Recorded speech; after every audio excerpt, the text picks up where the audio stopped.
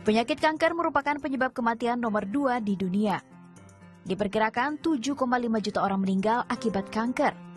70% kematian biasanya terjadi di negara miskin dan berkembang.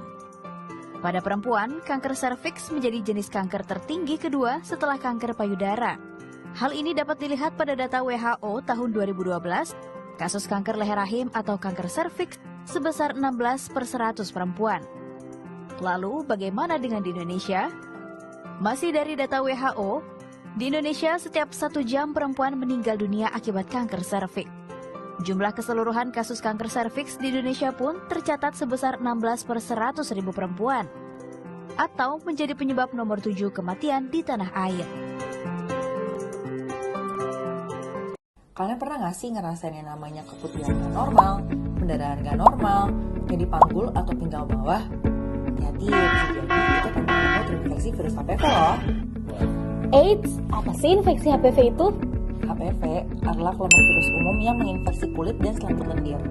Beberapa jenisnya dapat menyebabkan kutil kelamin, sementara yang paling parah bisa menyebabkan kanker seperti kanker serviks, penis, anus, dan tenggorokan. Nah, kalau kanker serviks itu apa sih? Singkatnya, kanker serviks adalah kanker yang ada di layar rahim, terutama di bagian bawah rahim yang menuju ke vagina. Penyebab utamanya itu karena ada infeksi HPV, terutama HPV tipe 16 dan 18. Kira-kira ada nggak sih faktor risiko kanker serviks itu?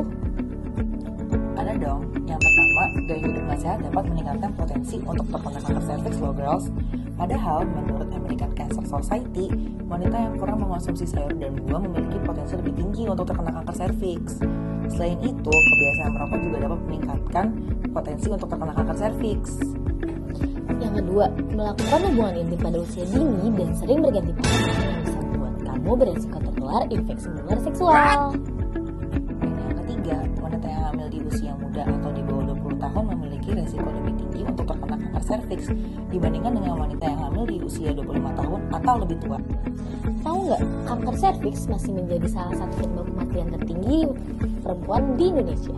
Padahal kanker ini bisa dicegah dan bisa dideteksi sejak dini.